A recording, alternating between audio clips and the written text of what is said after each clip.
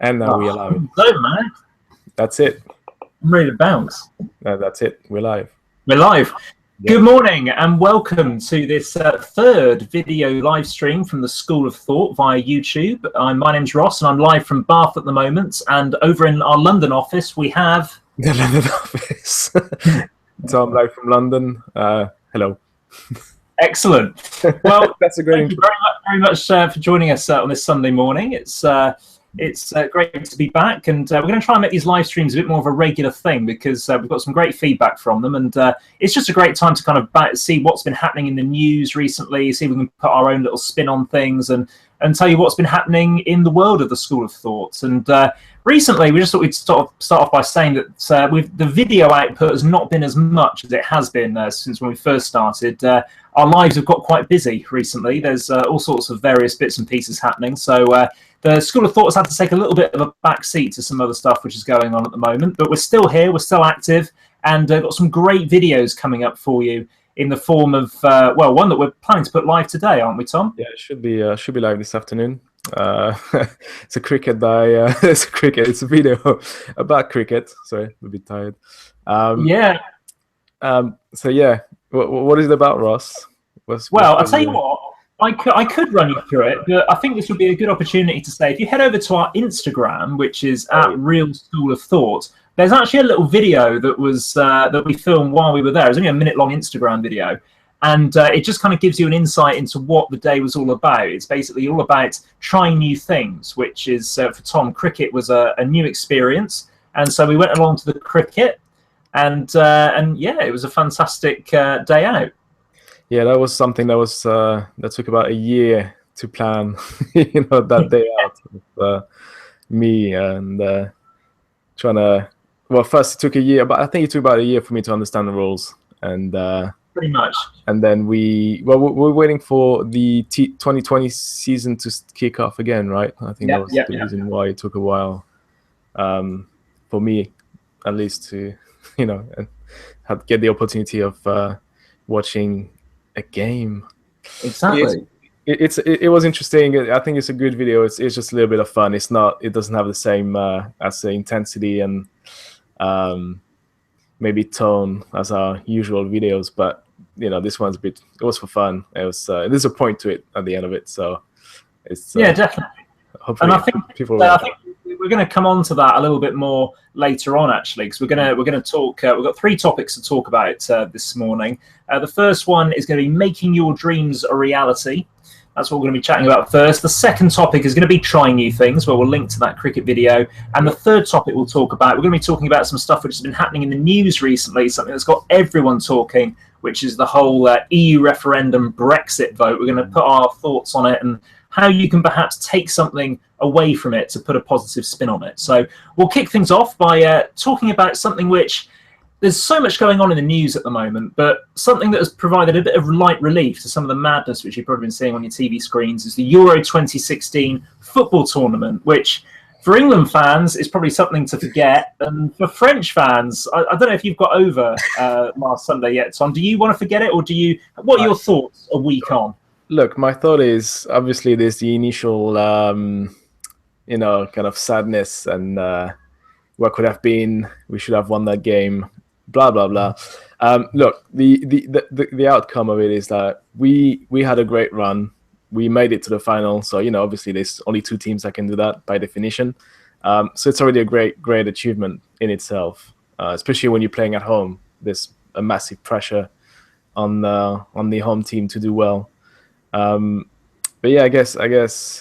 Well, what's your take on it? Because you've been asking me about what my take is on the on the Euro. But what's your take on from the England fan point of view? From the England fan point of view, well, I mean, I should probably say this is my personal point of view, not the views of my employer or the School of Thought, or anything like that. I'm just sick of England choking in massive tournaments. I think I didn't go into it expecting us to win. I'm not one of these deluded people that think we have the best team in the world and that just because our players get paid a lot of money that automatically means they should win football matches. But I was thinking about this the other day. It's for the last 10 years. It's just been absolute garbage with the England football team. It's just been underachievement after underachievement. And The reason I say underachieving is because I think we should be doing better in major tournaments. I'm not saying that I would have expected us to win, but the quarter-final for me, should have been the absolute minimum that England should have achieved, and really should have been pushing, I think, to get into the semi-finals. That would have been a good achievement for the team that we've got. We haven't won anything since 1966, so it's going to take a truly exceptional team, I think, to break that run. But I'm just getting so sick of England whimpering out of tournaments. I think there's I think the weight of expectations on the England team has been, well, to be honest, I moved to England 15 years ago now. I think when I moved, I definitely felt there was a huge expectations on the team to do well and at least get to quarterfinals, semifinals of any tournament. But that's been for the last few years. That's been okay. Let's lower our expectations. Let's do a quarterfinals. That'll be good. But definitely when I moved to England, it was we're going there to win it. Anything else but a win will be disappointing, to say the least. It will be a failure. But I think there's a lot of players in the England team that don't actually rise to the occasion. They don't actually grab it. Like it almost feels at times that they're not that interested, or they don't actually feel like they have to take the extra step.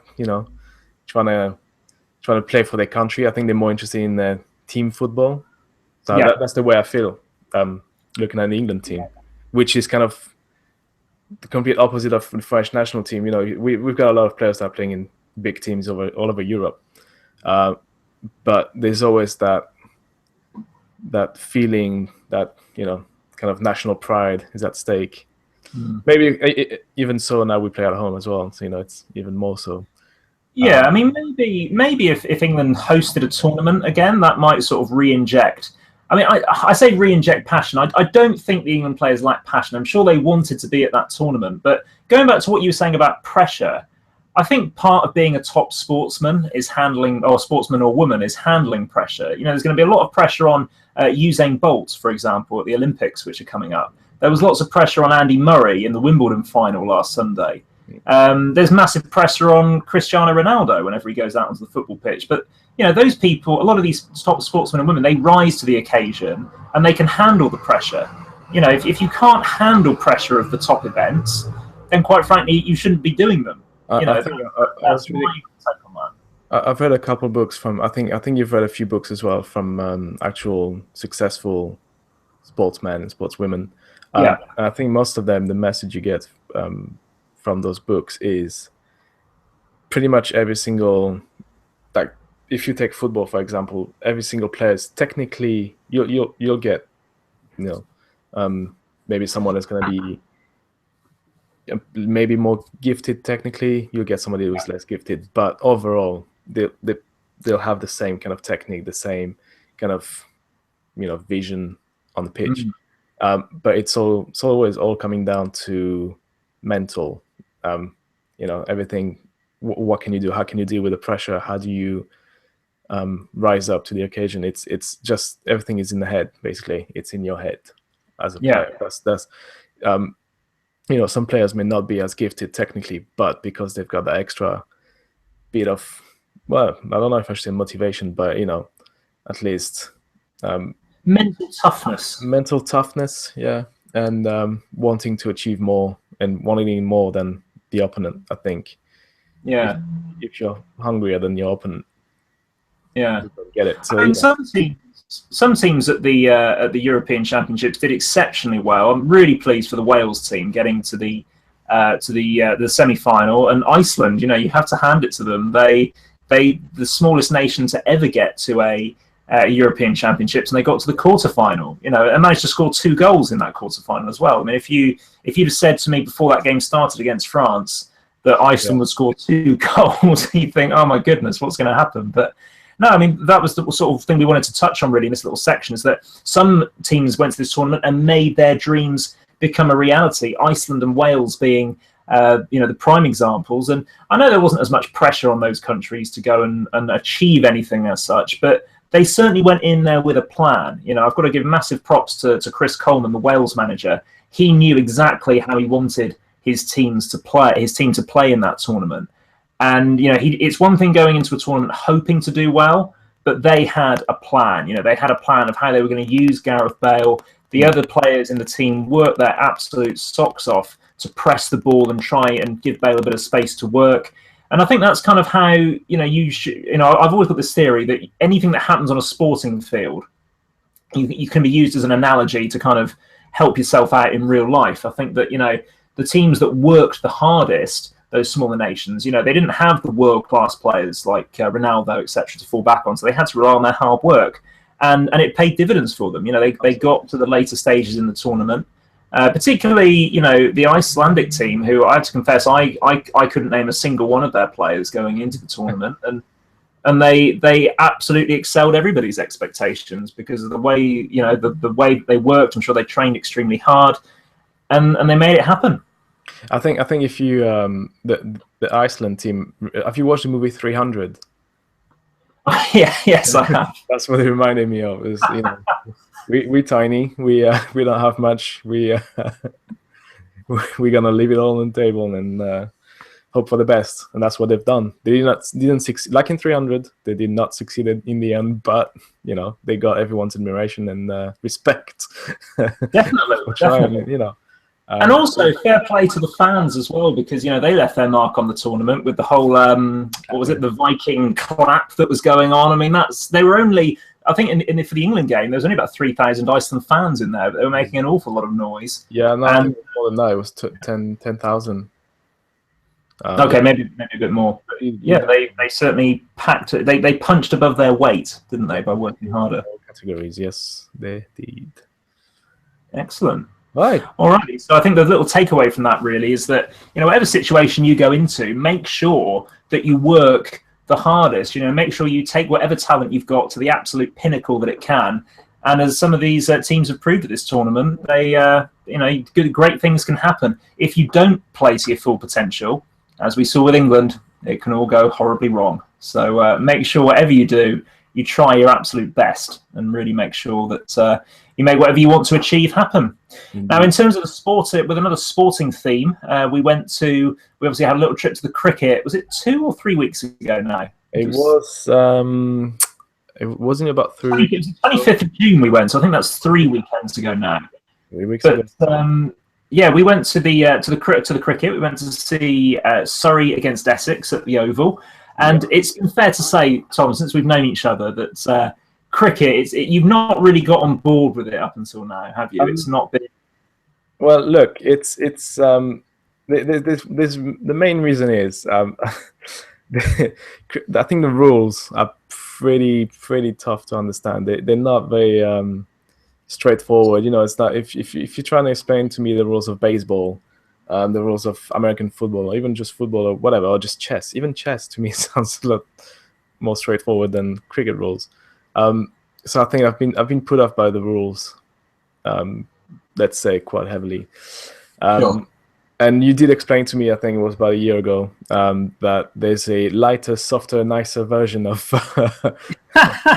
like there's a Bud Light version of cricket. So like I think you even said it. It was like the Americanized version of cricket.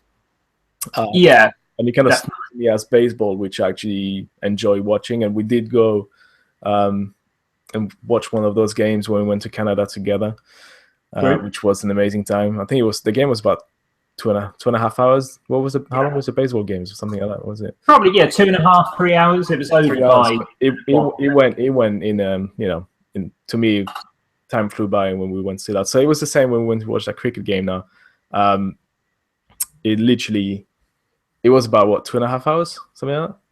Yeah. It lasted for 2.5 hours with the rain as well coming in and.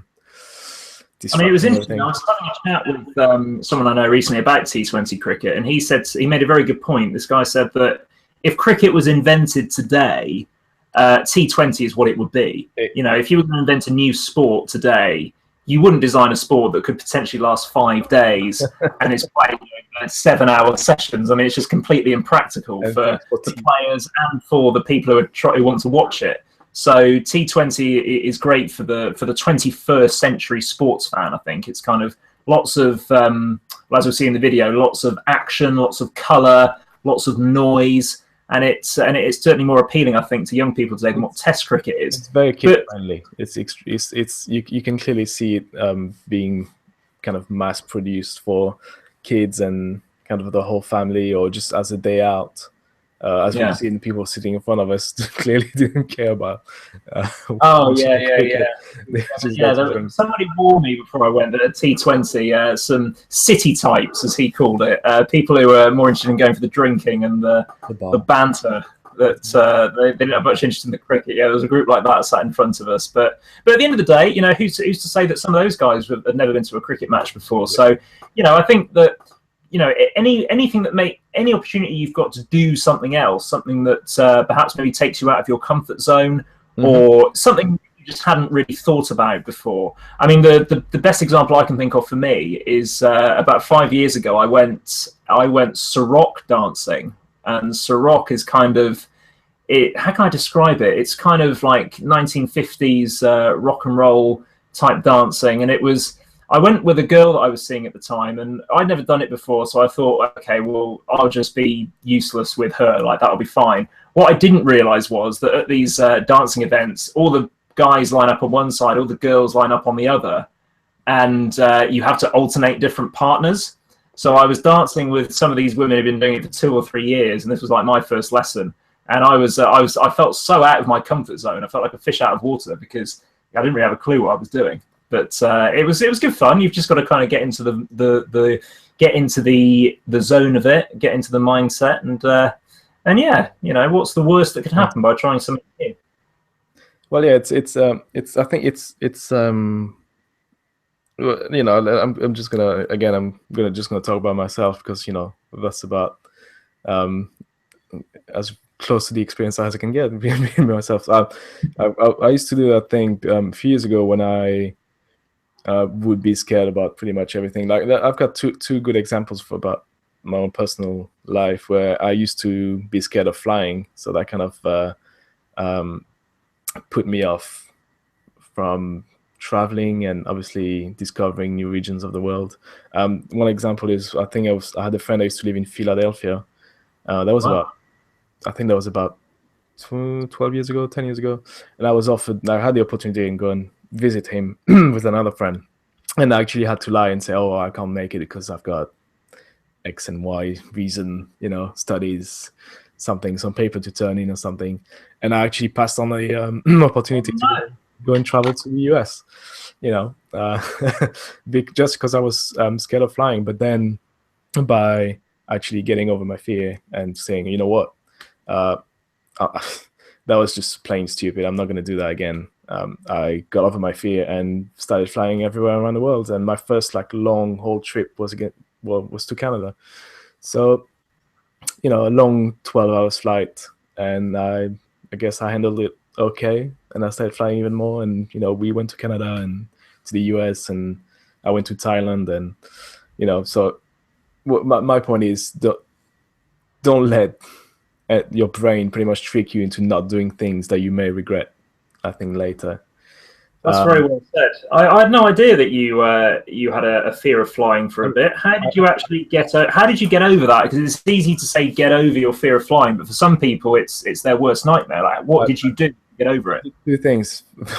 Step one is I went online and I just looked at the it might sound stupid, I just looked at the ratio of what are your chances basically of dying on it.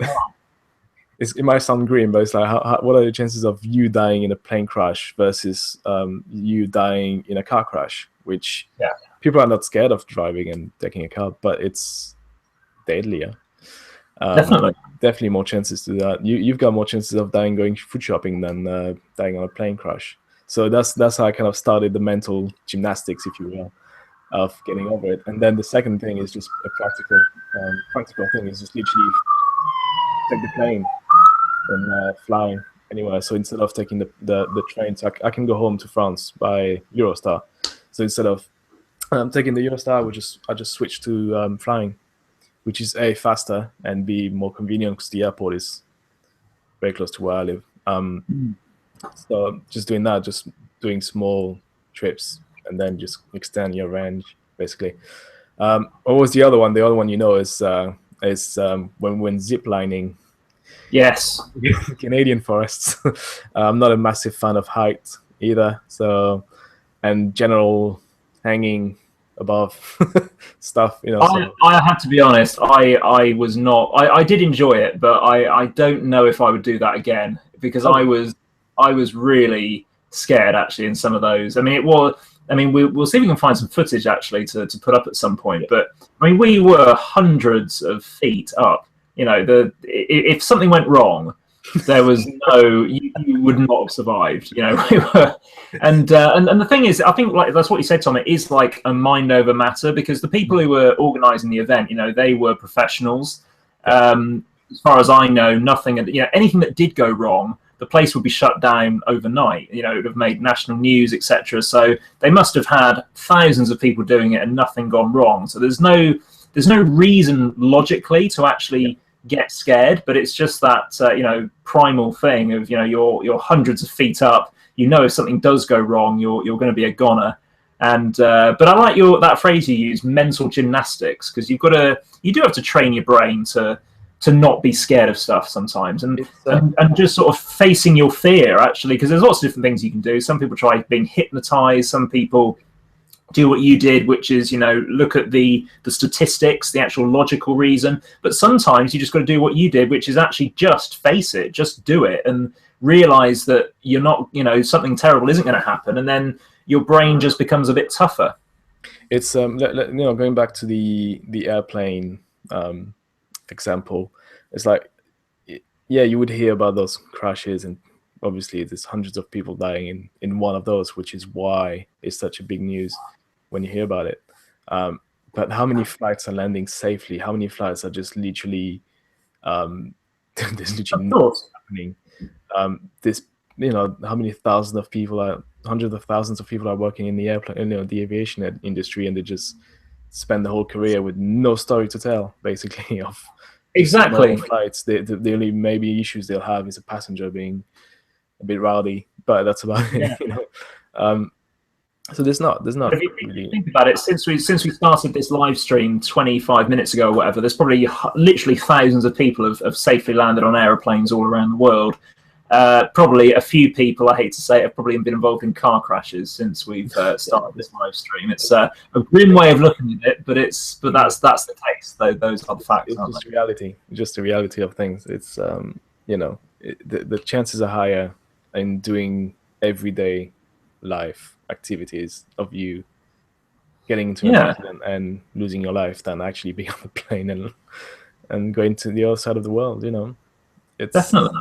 It's fine. Just leave. You exactly. Try new things, grab new opportunities, and if there is something that's holding you back, it could be a fear of flying, or it could be something as simple as, you know, being scared to walk up to someone in a bar and start talking to them. You know, just find a way of overcoming it that works for you. I would actually recommend, even though it's the hardest one, just do it. Just go up and start talking.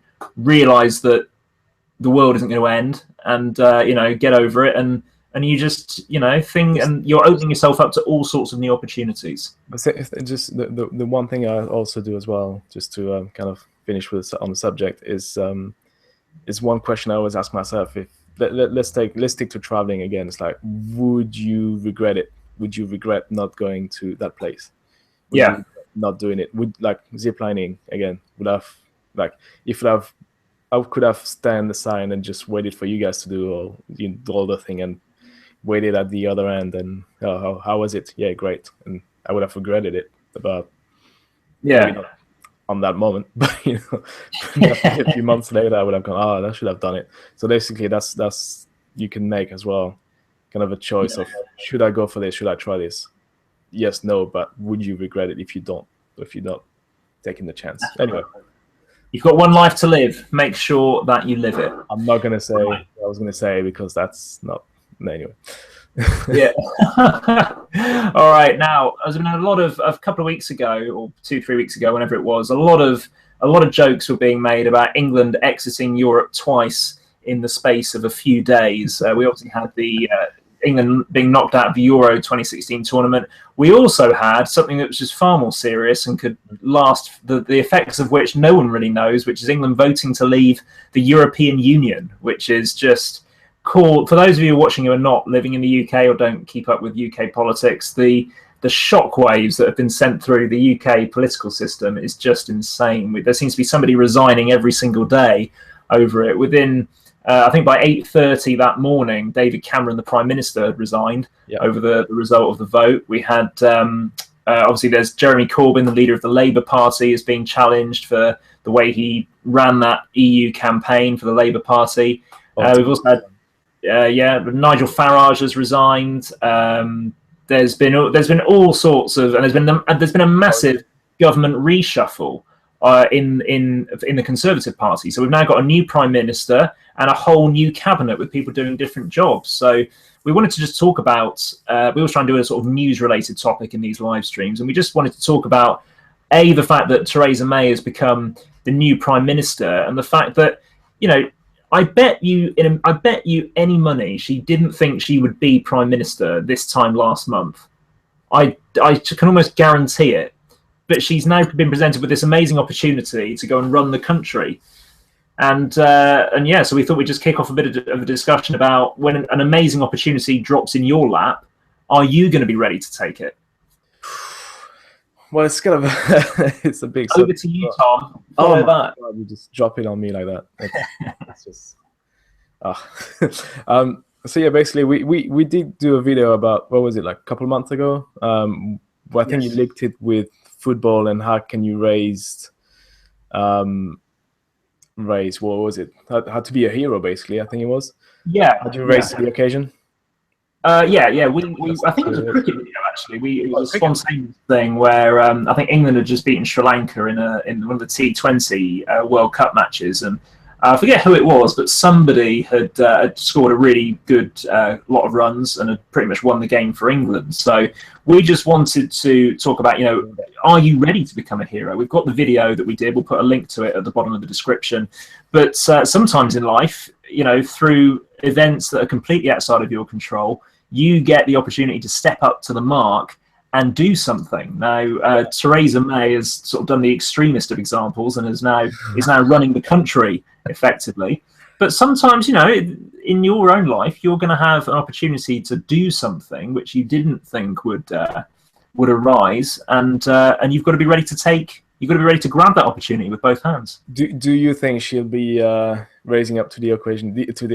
The occasion on that one. The occasion. Well, I think she will. I mean, it's only been 3 days or whatever. I think it was Thursday she was sort of sworn in. But think about the people who have fallen politically in the last 2 or 3 weeks. I mean, Boris Johnson, who led this campaign to leave, basically said he didn't want to be the Prime Minister. Well, I think he really realised he wasn't going to get enough support, so he kind of dropped out of the race. Michael Gove was also a Brexiter. He decided part of me admires him for wanting to run because he knew he wasn't going to win. There was no way that the country would have voted for him. He wouldn't have got enough support in the Conservative Party, but he knew how it would have looked if he didn't run, because if you're going to lead this campaign for Britain to leave the EU, you better be ready to pick up the pieces when it does happen. So I respect him in a way for running, but it didn't happen. And then Andrea Leadsom, who I must confess, I didn't know anything about until this Conservative leadership election, but it sort of got down to her and Theresa May. Yeah. And then she sort of took it as far as she could, but then I think the press decided that she wasn't perhaps the one for them. There was quite a lot of negative stuff being written about her, and then she dropped out of the race. So, Theresa May was the last woman standing at the end of it all. Exactly. I think she's a safe pair of hands. She's worked at the Home Office for a very long time. She's had to deal with the country's terrorism threat for the best part of the last decade, which is a pretty, sobering thing to be in charge of. So I think she's ready to be. I think she's ready to be a leader on the world stage. I think she's ready to. She doesn't strike me an impression she's going to crumble under the pressure, which a lot of other people would do. I think as she like on her own, I think she looks like a very solid, safe bet. If you have to go with someone to lead your country, then yeah, I would agree. I'm not really sure about the choices she's made so far of particularly getting Boris back in, which I think wasn't a very popular move. I was having a conversation with somebody about this, and they, because I was thinking, that's a crazy decision, but think about it. A lot of the sort of foreign affairs dealing that Britain does now is going to have to be off the back of voting to leave the EU. Yeah. And I personally think she's put him in, and off the back of talking to this other guy, he thinks that the reason she's chosen Boris Johnson to be the foreign secretary is because, let him deal with this mess as she sees it. I think she probably thinks that he'll quit the job after about a year because he'll just get so fed up with it. I bet he's probably thinking, I actually wish I wasn't doing this job. But, he's got to step up to the plate now. He's led this campaign to have Britain leave the EU, and it's going to have a massive dealing on how we deal with other countries now. So let him rise to the occasion. Let him see if he can do it. If he quits, then it's his political career over pretty much. But we'll see how it goes. That's his occasion to, like we say, rise and try to be the hero. Do you think he's going to manage to kind of overturn the bad press and the bad, bad publicity he's got recently? Because he's been pretty much, I don't know if you've seen it, but he's been abused quite badly outside of his home. And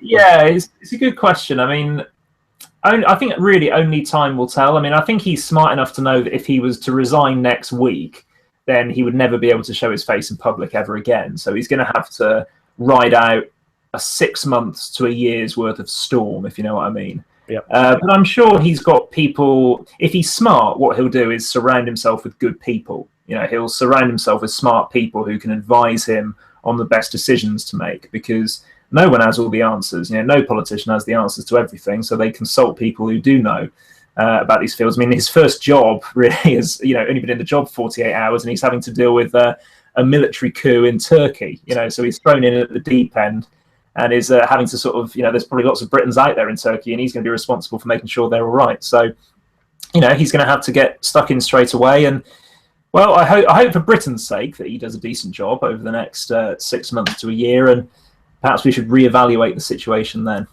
Yeah, I think somehow, in a weird way, at least for me, we're in good hands in a way. The new prime minister she doesn't look and sound like she's in any rush to do anything kind of borderline crazy or you need to weigh up the options at a time like this. You can't just do something off the on a whim. It's going to be a very interesting the next 6 months to a year, like you said. It's going to be quite interesting politically. It's been already very interesting in the last month now. It feels at times like we're watching House of Cards in real life. Don't know if you've ever watched it. I've someone has introduced me to House of Cards recently, and yes, it's.